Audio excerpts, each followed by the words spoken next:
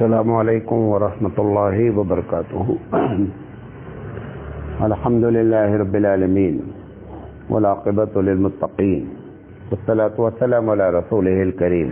محترم حضرات، ہم آج سے آپ ایک دوسری بات کرنا چاہتے ہیں۔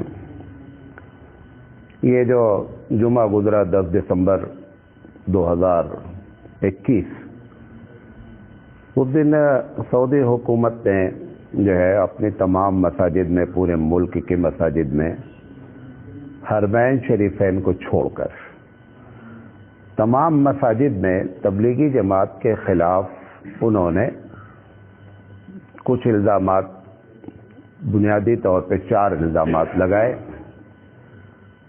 اور اپنے ملک میں گویا کہ انہوں نے سرکاری طور پر اعلانیہ انہوں نے جماعت کو بین کر دیا۔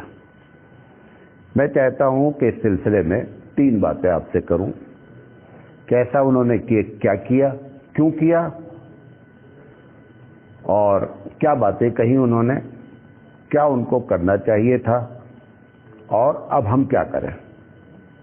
یہ ساری باتیں ہم کریں گے۔ ہم اللہ سے دعا کرتے ہیں کہ اللہ تعالیٰ بغیر کسی تعصب کے حق بات کہنے کی اور آپ کو حق بات سمجھنے کی توفیق عطا فرمائے۔ جیسا شاعر نے کہا کہ پھونکوں سے یہ چراغ بجھایا نہ جائے گا۔ تبلیغی جماعت مولانا الیاس رحمۃ اللہ علیہ کے اس درد کا نتیجہ ہے کہ جو انہوں نے اپنے علاقے میں دیکھا، اور اس کے بعد عوام میں کام کرنے کی ایک فکر پیدا کی اور ایک طریقہ بنایا۔ اس طریقے میں انہوں نے چند باتوں کو ضرورت کے تحت اصول میں داخل کیا کہ ہماری جماعت فقہی مسائل پر گفتگو نہیں کرے گی، نمبر 1۔ نمبر 2، سیاست پر یہ گفتگو نہیں کرے گی۔ نمبر 3، یہ 6 باتیں جو بنیادی طور پر ہیں ان پر یہ بات کرے گی، اور ہمارا مقصد یہ ہے کہ لوگوں کو کسی طرح مسجد سے جوڑ دیا جائے، اور اس کے بعد جب مسجد سے آدمی جڑ جائے گا تو پھر اس کی تربیت اور اصلاح ہوتی رہے گی۔ یہ بنیادی ان کا کام ہے۔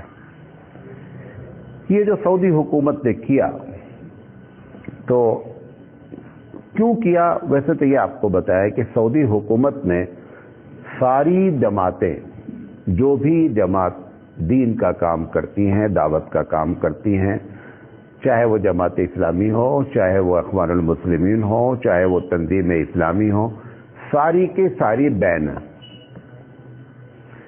اس میں اور اس میں بین ہونے میں فرق کیا ہے؟ وہ اندر اندر بین تھی۔ مطلب کیا کہ کوئی کام نہیں کر سکتا تھا، اگر کوئی کام کرتا تو CID اس کو اٹھا لیتی تھی۔ سب جانتے ہیں، ساری دنیا جانتی ہے۔ لیکن یہ جو کام تبلیغی جماعت کے خلاف 10 دسمبر کو کیا گیا، یہ بین کی نوعیت انہوں نے سرکاری طور پر عالمی سطح پر انہوں نے اختیار کیا۔ ایک ہی خطبہ پڑھا جائے گا، سارے ملک میں پڑھا جائے گا۔ تو سوال یہ ہے کہ اگر آپ کو واقعی میں تبلیغی جماعت سے تکلیف تھی، یا یہ تبلیغی جماعت کی باتیں آپ کو سمجھ میں نہیں آ رہی تھی، تو اس کا بہترین طریقہ، اصلاح کرنے کا طریقہ کسی کے کیا ہوتا ہے کہ آپ ان کے بڑوں کو بلاتے، اور بلا کر کے یہ بتاتے کہ بھائی آپ کے اندر یہ کمیاں ہیں، اس کو آپ درست کریں، اس سے مسلمانوں کو اور اسلام کو نقصان پہنچ رہا ہے۔ کیوں ایسا انہوں نے نہیں کیا؟ اس کی وجہ آپ کو بتاتے ہیں۔ ساری عرب دنیا میں فضائل اعمال پڑھی ہی نہیں جاتی۔ سارے عرب دنیا میں پڑھی کیا جاتی ہے؟ ریاض الصالحین۔ اگر عرب علماء کو بلا کر کے وہ بات کرتے تو اس ریاض الصالحین میں کچھ ایسی بات لکھی ہی نہیں جو وہ الزام لگانا چاہتے ہیں۔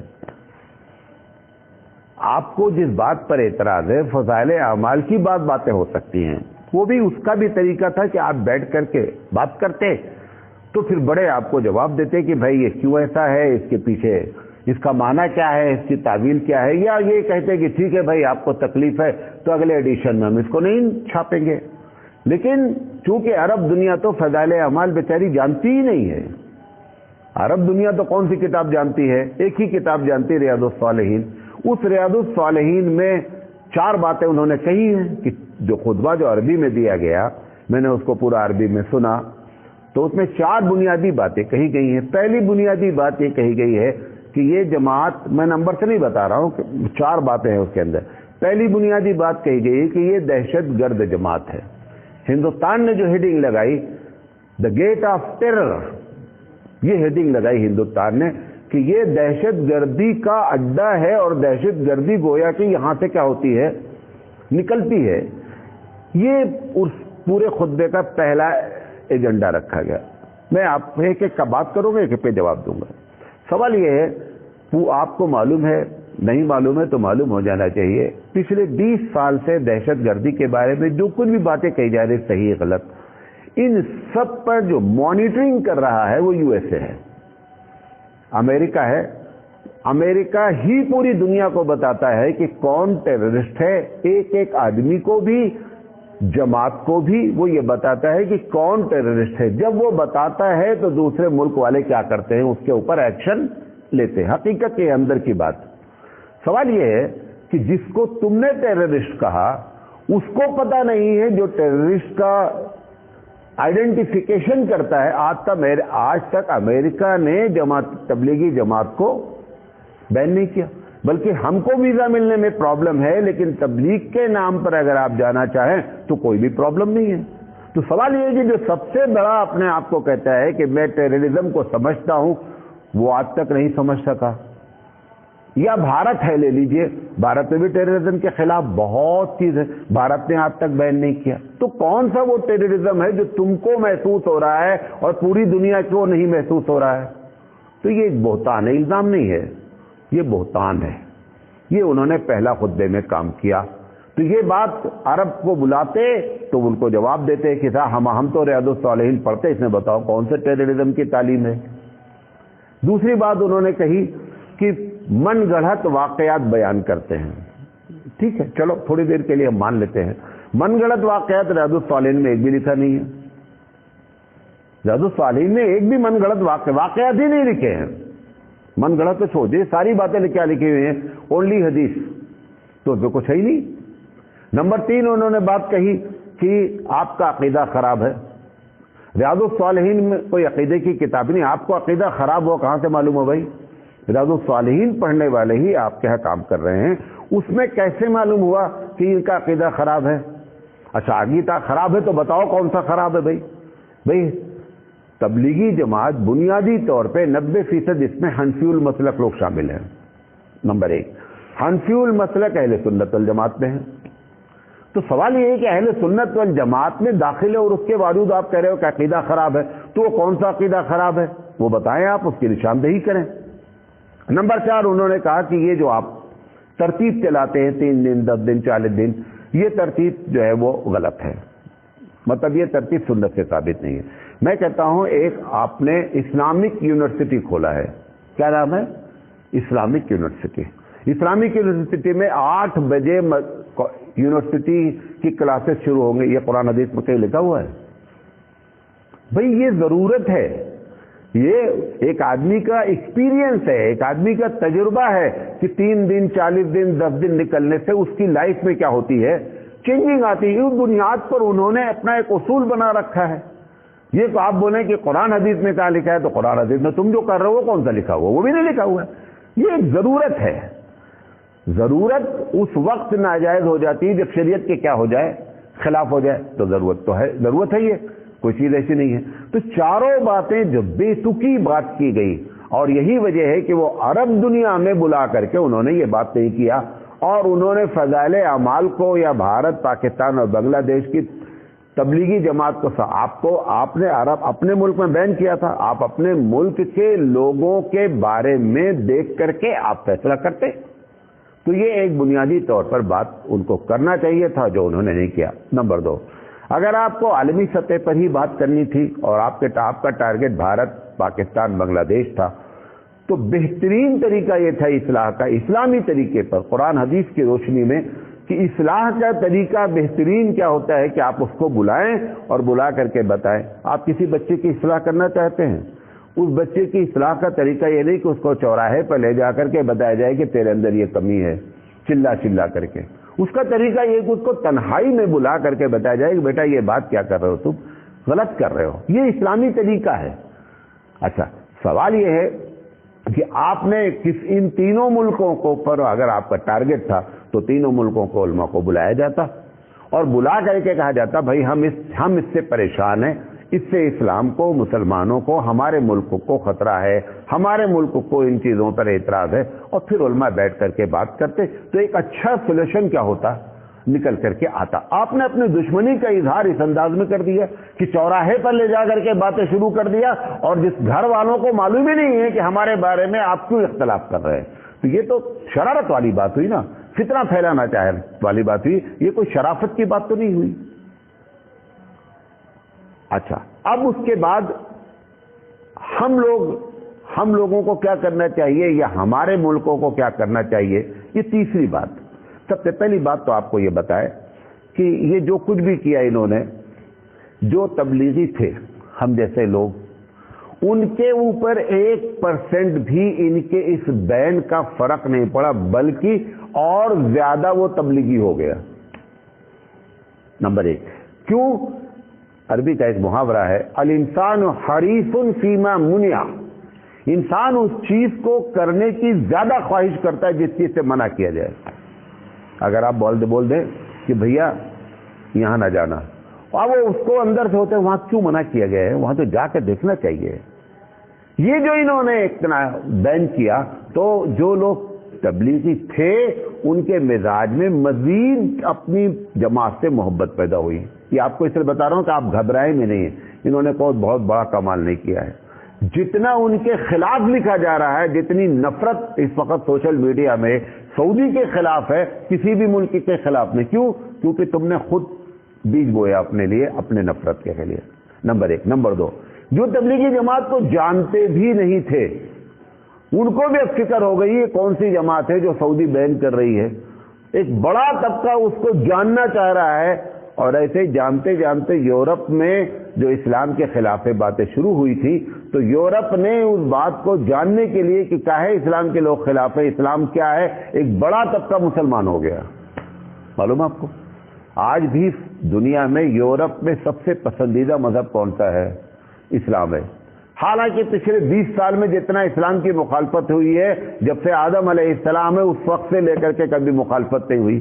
جب اتنی مخالفت ہوئی تو لوگوں کے دل میں بات آئی کہ تبلیغی جماعت کو، اسلام کو جاننا چاہیے۔ ایسے ہی انہوں نے یہ چھیڑ کر کے پوری دنیا کو دعوت دے دیا کہ تم لوگ جانو کہ تبلیغی جماعت کیا ہے۔ اب یقینی بات ہے کہ جب مولانا الیاس رحمۃ اللہ علیہ کی تاریخ سے شروع کرے گا آدمی، اور شروع کرنے کے بعد جب اس کے کام کو دیکھے گا اور اس کے نتائج کو دیکھے گا، تو نفرت کے بجائے وہ اس میں شامل ہونے کی بات کرے گا۔ تم جو چاہ رہے تھے کہ رکاوٹ بن جائے، وہ الٹا معاملہ ہے تمہارے خلاف۔ وہ کہتے ہیں نا کہ بدنام اگر ہوں گے تو کیا نام نہ ہوگا، وہ والی کیفیت ہو گئی۔ اور نمبر 3، ایک نقصان ہوا کہ جو لوگ پہلے سے اینٹی اسلام تھے ان کو کھاد پانی مل گیا۔ ان کو ایک جو ہے وہ، حالانکہ وہ طبقہ جو ہے وہ بہت چھوٹا سا طبقہ ہے۔ ابھی دیکھیے گا، ابھی سوشل میڈیا پہ بعض غیر مسلمین بھی فیور میں بات کر رہے ہیں، جس کے تبلیغی جماعت کے۔ تو لہذا یہ جو کچھ بھی ہوا نا، اس سے آپ اتنا گھبرائے نہیں، یہ دنیا میں ہوتا رہتا ہے۔ اور یہ بھی آپ کو بتا دیں، آج نہیں، پچھلے 30-35 سال سے لگاتار تبلیغی جماعت کے خلاف سعودی حکومت فتویٰ دے رہی ہے، ایسا نہیں ہوا ہے۔ پچھلے 30-35، اور اس جمعہ کے خطبے میں بھی وہ فتوے نقل کیے گئے ہیں۔ فتویٰ تو پہلے سے آپ دے رہے تھے، بھائی آپ فتویٰ دے رہے تھے، آپ کو سکون رہنا چاہیے، بھائی میں فتویٰ دے دیا، میری ذمہ داری کیا ہو گئی، اللہ کے نزدیک ختم ہو گئی۔ اس کے باوجود تم نے اٹھا کر کے اتنا بڑا اقدام کر دیا۔ اب ہونا کیا چاہیے؟ میں تو چھوٹا سا ایک مولوی ہوں، میری ذاتی اپنی رائے یہ ہے کہ یہ تینوں ملک کے علماء اکٹھا ہوں، وفد کی شکل میں جا کر سعودی حکومت سے آنکھ میں آنکھ ڈال کر کے بات کریں۔ یہ جو ہم سوشل میڈیا پہ، جیسے میں بھی تقریر کر رہا ہوں، میں بھی سوشل میڈیا پہ ڈالوں گا، सोशल मीडिया मेरी बातें हो सकता है वहां तक पहुंचे भी नहीं, बल्कि 99% चांस है कि वहां पहुंचेगी नहीं। ये एक अलग बात है कि उनके भी जो डिपार्टमेंट है वो ये जरूर पहुंचा रहे हैं कि सोशल मीडिया आपके बहुत खिलाफ बातें कर रही है। इंफरादी तौर पर वो तकरीरें ना पहुंच रही हूं, इंफरादी तौर पर वो आर्टिकल्स उनको ना सुनाए जा रहे हों, लेकिन पूरा मजमूई तौर पर तो ये बात उनको मालूम हो गई कि सोशल मीडिया में आग लगी हुई है। और ये कोई छोटा मोटा नहीं, पूरी दुनिया की social media, in every language, हर जबान में इस वक्त जो है वो सऊदी के खिलाफ जो है बातें की जा रही हैं, और मुस्तहक भी है। सही बात यह है कि जो इतनी गैर संजीदा और क्या कहते हैं गैर उसूली बात करे, वो इस बात का मुस्तहक है कि लोग उसके खिलाफ इस किस्म की बातें करें। तो होना ये चाहिए कि ये तीनों मुल्क के लोग इकट्ठा हों, इनके एक वफ्द की शक्ल बने और जा करके पूछें कि भाई आपने जो इल्जाम लगाया है वो उसकी हकीकत क्या है, वो गलत फहमी को उनकी दूर करें, और अगर वाकई में कोई ऐसी बात है जो शरीयत के खिलाफ है तो रुजू कर लें, सीधी सी बात है। लेकिन ये कि ये महज सोशल मीडिया के जरिए इस मसले का हल नहीं है, इसमें संजीदगी से बड़े उलमा क्या कर रहे हैं, बड़े उलमा भी तकरीरें कर रहे हैं, बड़े उलमा भी उसके खिलाफ बोल रहे हैं। ये कागजी कार्रवाई है, कागजी कार्रवाई से बेहतर ये फिजिकली तौर पर उतरे और उतर करके जा करके उनसे बात की जाए, और तीनों उलमा का वफ्द, तीनों मुल्कों के उलमा का वफ्द बने और जा करके उनसे बात करे।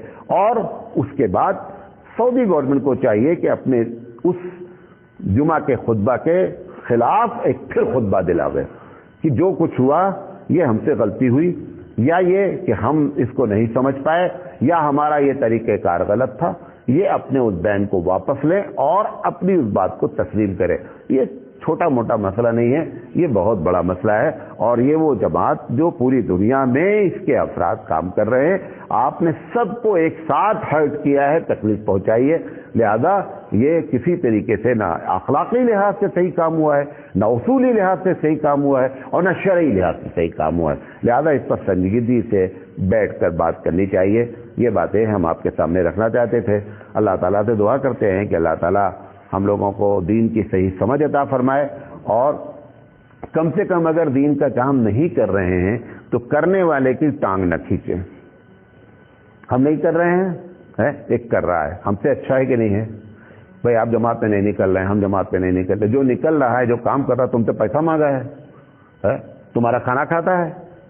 ना तुम्हारा पैसा मांगा है, ना तुम्हारा खाना खाता है, और ना तुम्हारे ऊपर कोई उसके वो है। आप क्यों एक चलते बैल को, कभी भी अगर आप लोग किसान है नहीं, चलते बैल को अगर आप डंडा करें तो बहुत बुरी तरीके से लात मारता है, इतना लात मारता है कि दिमाग सही हो जाता पीछे वाले का जो बैल को चलाता रहता है। ऐसे ही चलते बैल को बेमतलब को जो है फिर उसको ऐसा नहीं करें कि वो इरिटेट हो जाए। लिहाजा ये मुसलमानों, आलमी सतह के मुसलमानों का मसला है, लिहाजा इसको संजीदगी से हल करना चाहिए। वाखिर दावाना अल्हम्दुलिल्लाहि रब्बिल आलमीन।